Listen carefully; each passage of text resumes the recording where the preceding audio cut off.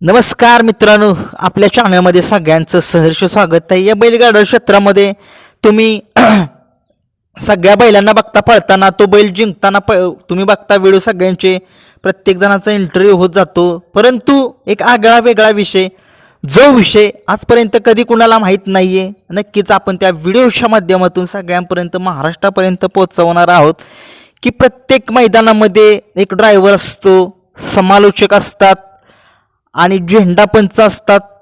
यांना मैदानामध्ये तरी किती रुपये मिळाले जातात कम से कम, नक्कीच सांगूया आपण।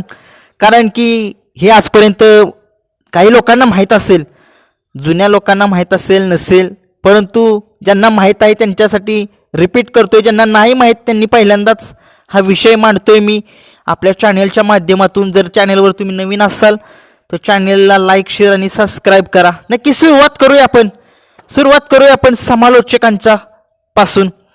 एक समालोचक असतो, त्या समालोचकांना कम से कम एका मैदानामध्ये 5 ते 7 हजार रुपये प्रत्येकी दिले जातात। जे कमिटी मैदान भरवतं ते त्यांना ते पैसे दिले जातात। आणि झेंडा पंचांना किती पैसे असतात?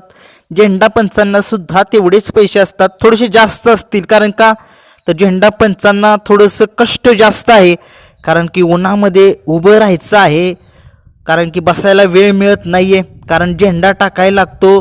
गाड्या ज्या समोर ज्या उभ्या असतात लाईनला, तिथं लक्ष द्यावं लागते, काय काय वेळेस गाडी अंगावर पण येते। त्याच्यामुळं झेंडा पंचांना थोडंसं मानधन जास्त असेल माझ्या अंदाजानुसार। जरी मला माहीत नसेल तर तुम्ही कमेंट्समध्ये थोडंसं सांगा, पण जास्त माझा अंदाज आहे जास्त असणार झेंडा पंच यांना नक्कीच। आणि राहिले आता आपले सुट्टी मेकरांना सहसा बरं का, एक माझे हात जोडून विनंती करतो, सुट्टी मेकरांचा सुद्धा कष्ट त्यामध्ये आहे।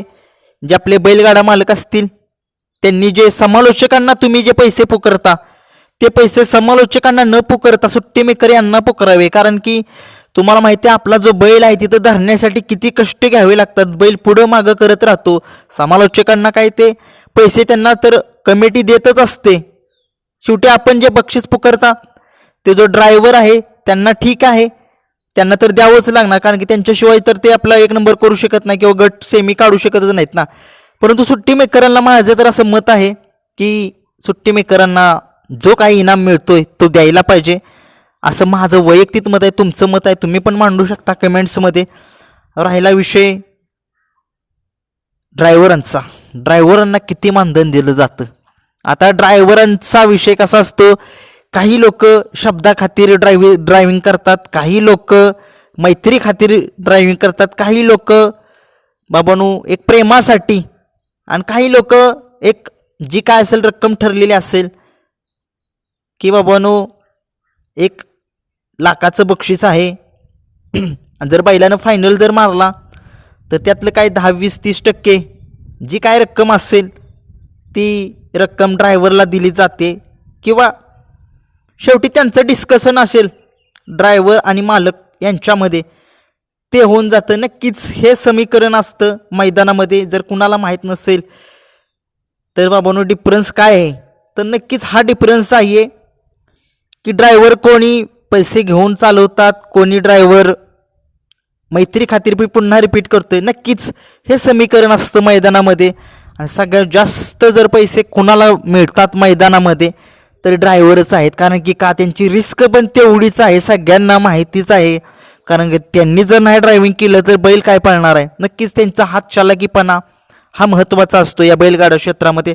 नक्कीच तुम्हाला मी सगळं सांगितलं, पुन्हा एकदा रिपीट करतो, समालोचक यांना कम से कम एका मैदानामध्ये 5 ते 7 हजार रुपये मिळाले जातात, असं मी सांगत नाही आहे। आपले जे TTV बालाचे मालक आहेत अमित पाटील सुपनेकर, हे खूप आपण मानतो त्यांनी सांगितलेलं एकदा इंटरव्ह्यूमध्ये, तेच तुम्हाला मी सांगतोय की 7-1 हजार रुपये त्यांना मिळतात एका मैदानामध्ये। झेंडा पंच असतील त्यांना कम से कम एक अंदाजानुसार 10-1 हजार रुपये तरी मिळत असतील, कोण असेल झेंडा पंच। आणि ड्रायव्हरांना काय इनाम तर वेगळाच असतो, आणि जी काय असेल ती काही फी तर त्यांची घेतले तर घेतात ड्रायव्हर, नाहीतर नाही पण घेत। नक्कीच हा तुम्हाला जो विषय आहे तो सगळ्यांना सांगण्यासाठी मी व्हिडिओ बनवतोय। आणि या व्हिडिओचा काही कुणाची भावनांशी खेळणे किंवा कुणाच्या मनाला इजा ठेच पोहोचेल असा व्हिडिओ नाही आहे। नक्कीच व्हिडिओ जर आवडला तर लाईक शेअर आणि सबस्क्राईब करा. इंस्टाग्रामवरती माझं पेज आहे किरण शिरतोडे ब्लॉग्स. घोटचा सर्जाचा आणि बकासूरचा पोटा आहे, तिथे जाऊन नक्कीच फॉलो करा. मी तुमच्याशी कॉन्टॅक्ट करू शकतो तिथून. धन्यवाद.